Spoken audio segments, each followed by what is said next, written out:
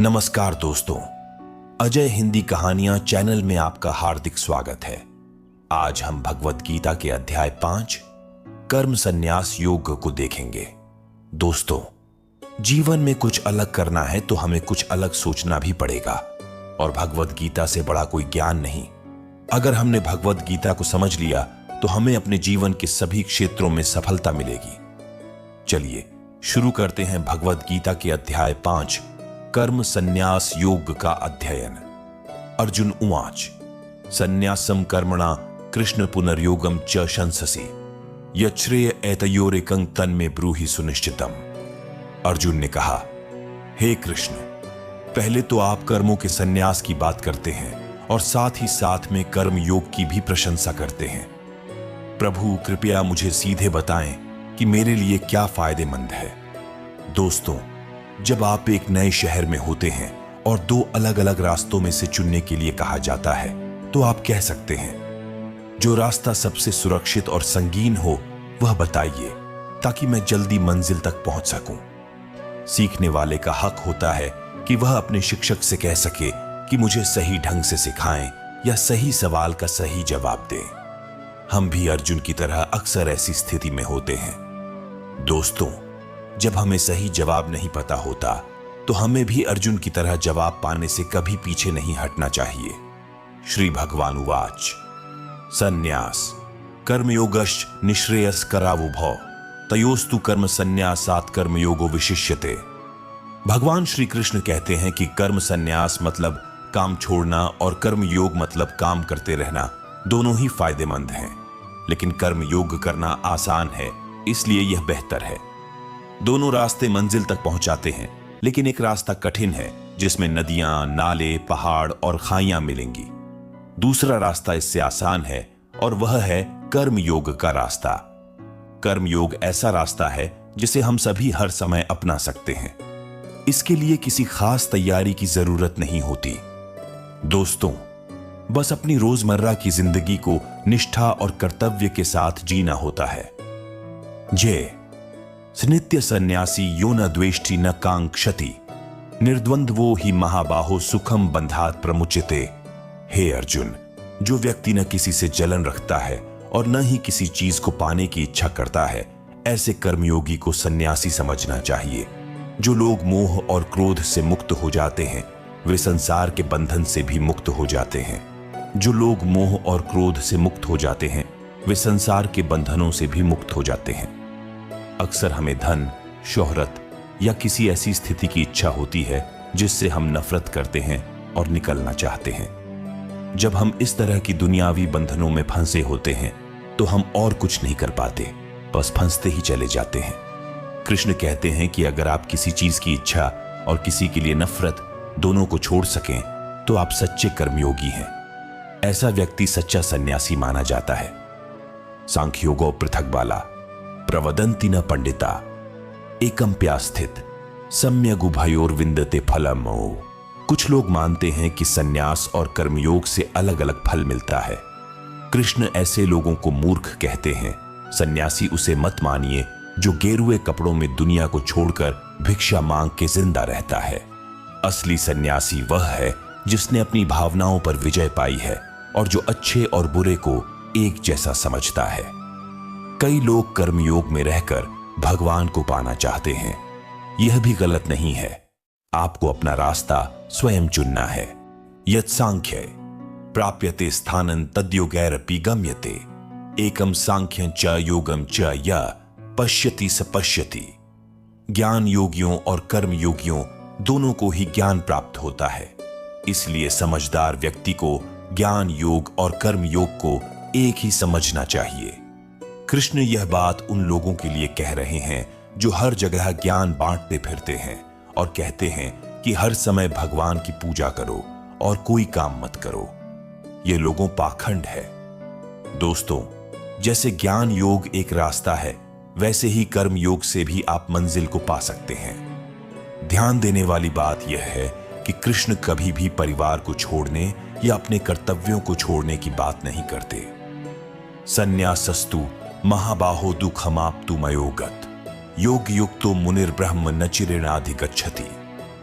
कृष्ण अर्जुन को कर्म योग की अहमियत समझाते हुए कहते हैं कि सन्यास का असली मतलब यह है कि अगर तुम ज्ञान योग में भी कर्मयोग का सहारा लोगे, तभी तुम दुनिया की उलझनों से ऊपर उठकर सच्चाई को जान पाओगे। अगर तुम्हें सच्चाई को जानना है तो अपने आप को कर्ता समझो, जैसे मैं हूं। मैं ही सब कुछ करता हूं। अपनी इंद्रियों को वश में करके फल की इच्छा को पूरी तरह त्याग कर कर्म को भगवान को समर्पित करने से अहंकार छोड़ा जा सकता है। यदि आप ज्ञान योग अपनाते हैं, तब भी कर्मयोग का पालन करना आवश्यक है। योग युक्तो विशुद्धात्मा विजितात्मा जितेंद्रिय सर्वभूतात्म भूतात्मा कुर्वन्नपि न लिप्यते। यदि नदी के पानी को आप चाहे घड़े में भर लें, वह पानी ही रहेगा। वैसे ही हम भी उस परमात्मा का हिस्सा हैं। हमारी आत्मा उसी का अंश है।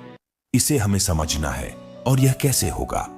कृष्ण उत्तर देते हैं कि जिसका मन अपने वश में है, जिसने इंद्रियों को जीत लिया है और जो अंदर से पूरी तरह शुद्ध है, ऐसा कर्मयोगी कर्म करता हुआ भी कर्मों के बंधन में नहीं पड़ता।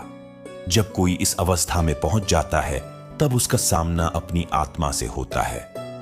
दोस्तों, दुनिया का सबसे बड़ा सच यही है। इसे जानना ही जीवन का असली मकसद है और कृष्ण यही बात अलग अलग तरीकों से समझा रहे हैं। नैव किंचित करोमीति युक्तो मन्येत तत्ववित् पश्यन् शृण्वन् स्पृशन् जिघ्रन्नश्नन् गच्छन् स्वपंश्वसन् मा प्रल्पन् विसृजन् गृह्णन् उन्मिषन् निमिषन्नपि इंद्रियाणि इंद्रियार्थेषु वर्तन्त इति धारयन्। जो सच्चाई को जान चुका है, जिसे ज्ञान प्राप्त है, वह सांख्य योगी देखता है, सुनता है, स्पर्श करता है, सूंघता है, खाता है, सोता है, सांस लेता है, बोलता है और वही सब कुछ करता है जो हम सब करते हैं। लेकिन उस ज्ञानी और हम सब में एक बहुत बड़ा फर्क है। दोस्तों, उस ज्ञानी को यह जानने की शक्ति होती है कि वह सब कुछ करते हुए भी यह समझता है कि वह नहीं, बल्कि ईश्वर कर रहा है। वह खुद को इस सब को करने वाला नहीं मानता, बल्कि उसे पूरी श्रद्धा के साथ ईश्वर का सामर्थ्य मानता है। हम अक्सर अपने आप को दुनिया को चलाने वाले स्वयं मानते हैं, लेकिन यही फर्क है हमारे और ज्ञानी के बीच। ब्रह्मण्याधाय कर्माणि संगम त्यक्त्वा करोति य लिप्यते नस पापेन पद्मपत्रमिवाम्भसा। कमल के फूल को ध्यान से देखें। दोस्तों, वह कीचड़ में होता है, उस पर से पानी आता जाता है, लेकिन उसका पता हमेशा सूखे ही मिलेगा। कीचड़ में रहकर भी वह उसमें लिप्त नहीं होता। यही समझदार की निशानी है। ऐसे ही इंसान को ज्ञानी कहा जाता है, जो इस दुनिया में रहकर अपने सारे कर्म करता है, अपने कर्तव्यों का पालन करता है, लेकिन उसमें लिप्त नहीं होता। उनके चक्करों में न फंसना है। जिम्मेदारियों से भागना कायरता है। जिम्मेदारियों को हमें निभाना होता है। दुनिया के सारे काम करना पड़ेगा, लेकिन ये काम ऐसे करने हैं जिसमें हम फंसे नहीं, जैसा कि कृष्ण बता रहे हैं। कायेन मनसा बुद्ध्या केवलैरिंद्रियैरपि उयोगिन कर्म कुर्वन्ति संगं त्यक्त्वात्म शुद्धये।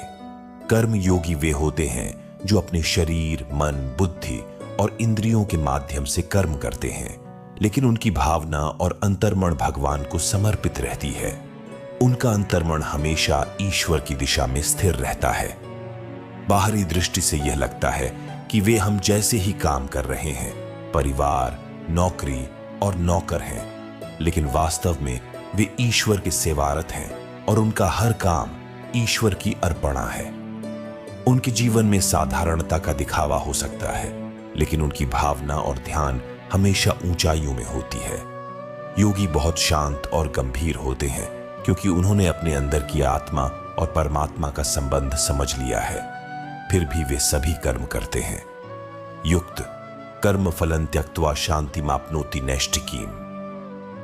अयुक्त काम कारेण फले सक्तो निबध्यते। कर्मयोगी को और समझाते हुए कृष्ण कहते हैं कि कर्मयोगी कर्मों के फल का त्याग कर देता है और इस त्याग के माध्यम से ही वह भगवान को प्राप्त कर पाता है। और वहीं दूसरी तरफ जो कर्मयोगी नहीं है, जैसे कि हम में से ज्यादातर लोग, हमारे जैसे लोग कर्म के फल की इच्छा करते हैं और बस इसीलिए उनमें बंधे रहते हैं और कभी भी इस दुनिया की जटिलताओं से छूट ही नहीं पाते।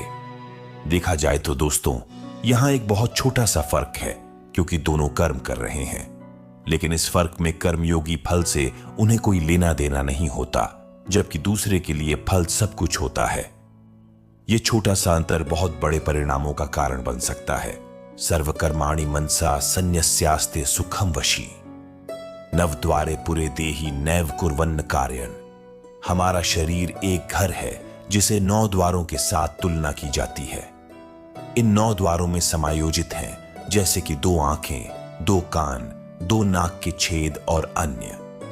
हम इन 9 द्वारों के माध्यम से बाहर की दुनिया के साथ संवाद करते हैं।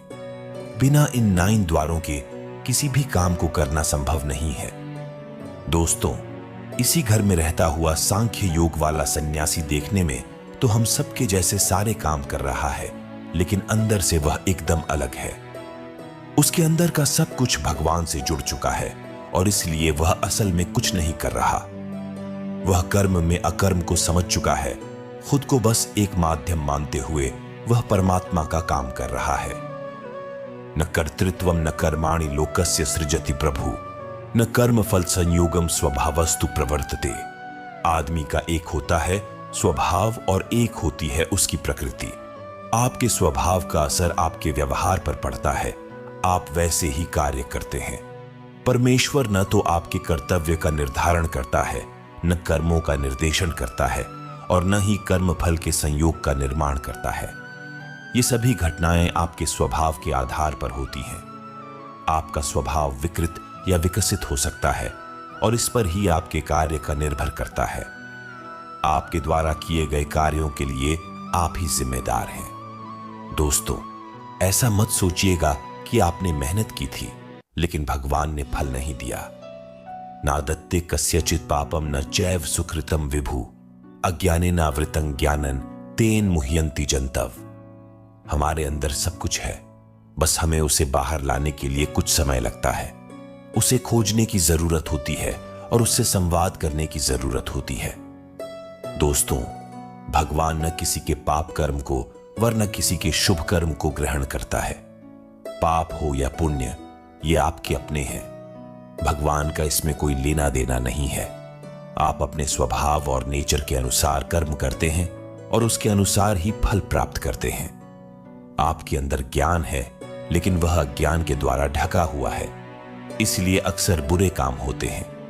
अगर आप अपने अंदर के ज्ञान को पहचान लेते हैं तो उसके बाद सिर्फ अच्छा ही होगा।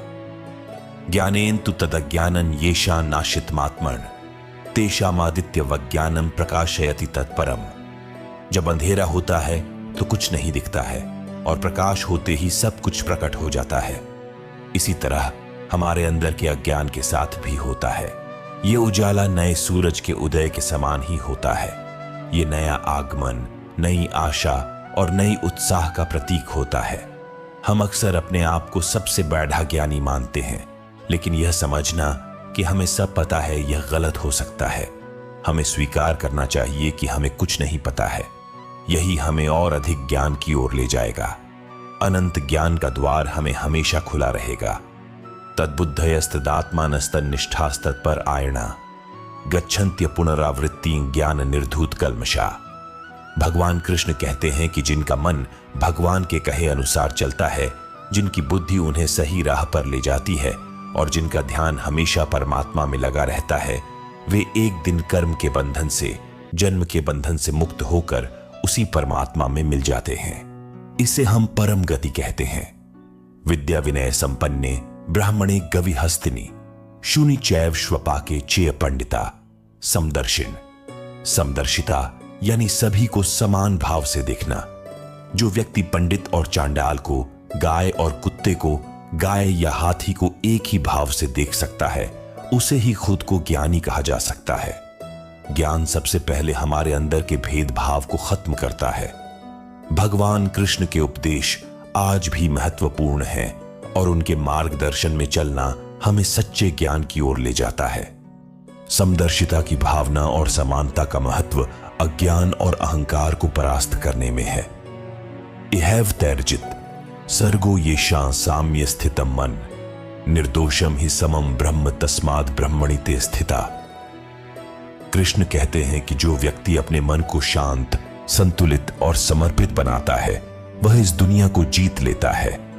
हम अक्सर इस दुनियाई मान्यताओं में पैसे, शोहरत और सम्मान को जीत मानते हैं, लेकिन कृष्ण इस दृष्टिकोण को सत्यापित करते हैं।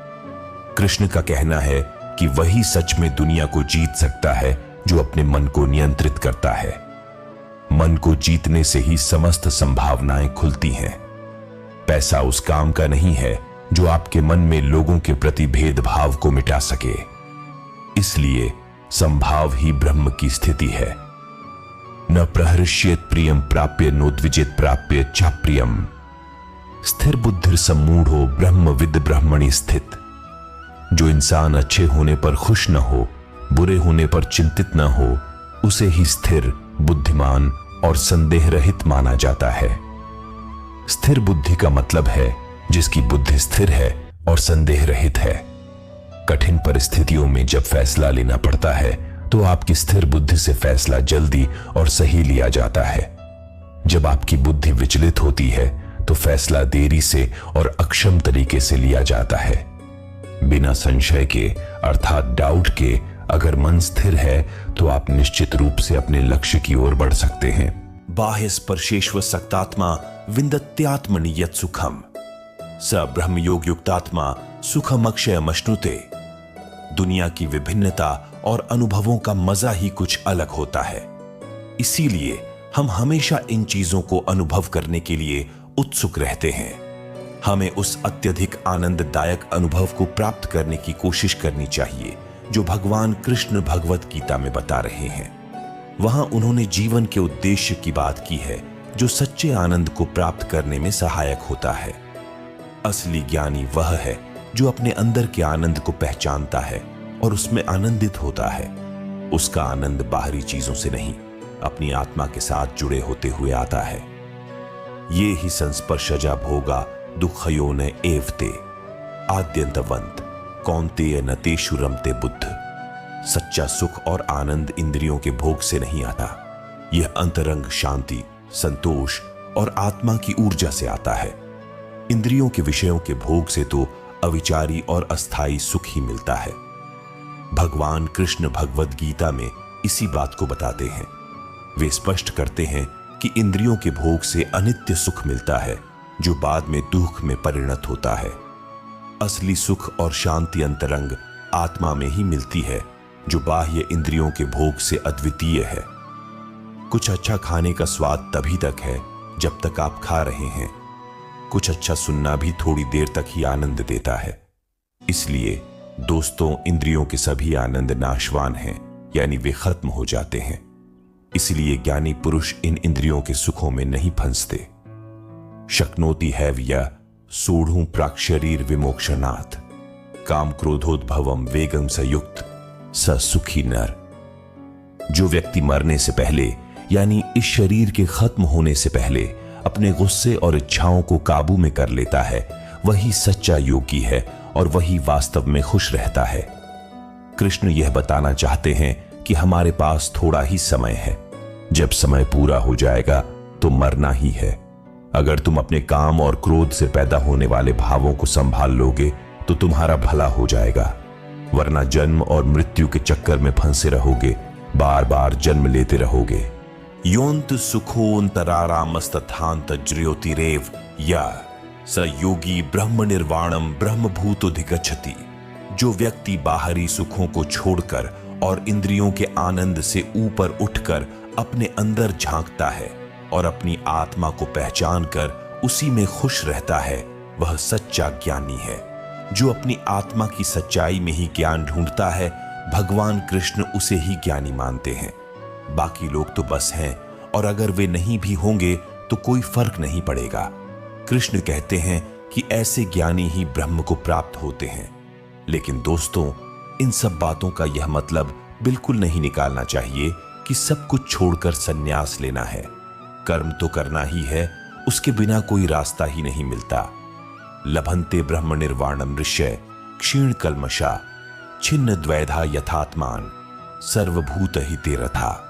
जिनके सारे पाप खत्म हो चुके हैं, जिनके सभी संदेह ज्ञान से मिट चुके हैं, जो सभी प्राणियों के भले के लिए काम करते हैं और जिनका नियंत्रित मन परमात्मा में स्थित रहता है, वे ही पुरुष सच्ची शांति और ब्रह्म को प्राप्त होते हैं।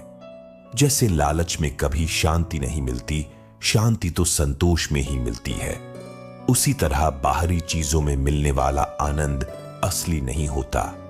असली खुशी तुम्हारे अंदर है, तुम्हारे मन में और दूसरों की भलाई में। जो इस तरह से अपने आप पर विजय पा लेता है और इन बातों के अनुसार चलता है, उसे अंत में ब्रह्म की प्राप्ति होती है। काम क्रोध व्युक्ताना यतीना यत चेत साम, अभी तो ब्रह्म निर्वाणम वर्तते विदितात्म नाम। दोस्तों, ज्ञान की शुरुआत मन को जीतने के साथ होती है, लेकिन मन को कैसे जीता जाए? अपनी भावनाओं को कंट्रोल करके।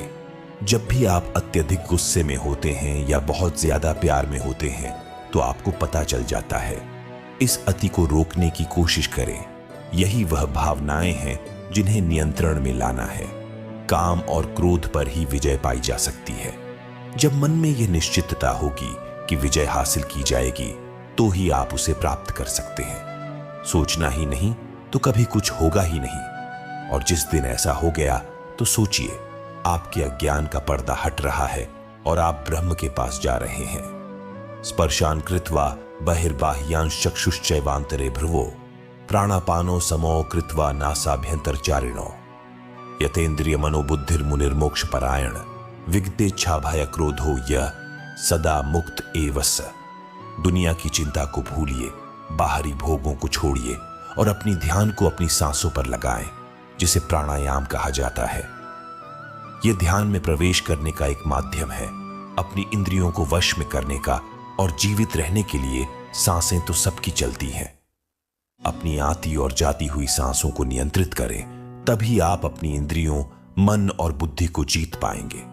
तभी आप इच्छा, भय और क्रोध से मुक्त होंगे और इससे ही आपको मुक्ति प्राप्त होगी। भोक्तारम यज्ञतपसा सर्वलोक महेश्वरम सुहृदम सर्वभूताना ज्ञात्वा मां शांति मृच्छति। जो कृष्ण के कहे अनुसार चलता है और उन्हें प्यार करता है, वह उनका भक्त माना जाता है। जो यज्ञ करके और कर्तव्यों का पालन करता है, वह भी कृष्ण को बहुत प्रिय होता है। कृष्ण कहते हैं कि उसका भक्त जो उनके वचनों का पालन करता है, वह एक दिन उन्हें ही प्राप्त होता है और वह भी उसे प्राप्त होता है। दोस्तों, आप कृष्ण को भगवान भी मान सकते हैं और उन्हें शांति भी मान सकते हैं। उनके वचनों का पालन करते समय आपको भगवान की प्राप्ति हो सकती है या फिर शांति मिल सकती है, और इन दोनों हालात में कोई अंतर नहीं होता। जिस दिन भगवान की सच्चाई का अनुभव होता है, उससे बड़ी शांति और कोई अन्य खुशी नहीं हो सकती। दोस्तों, इस अध्याय में कृष्ण ने अर्जुन की उसकी दुविधा को दूर करते हुए बताया कि संन्यास और कर्मयोग दोनों ही रास्ते भगवान की ओर ले जाते हैं। कर्मयोग कुछ खास है। यह भगवत गीता में दुनिया और उसके बीच का मार्गदर्शन करता है। तो दोस्तों, अगले अध्याय में फिर से मिलेंगे। दोस्तों, अगर वीडियो आपको अच्छा लगा हो तो कमेंट में जय श्री राधे कृष्ण जरूर लिखें और ऐसे ही प्रेरणादायक वीडियो देखने के लिए अजय हिंदी कहानियां चैनल को सब्सक्राइब करें। धन्यवाद। जय श्री राधे कृष्ण।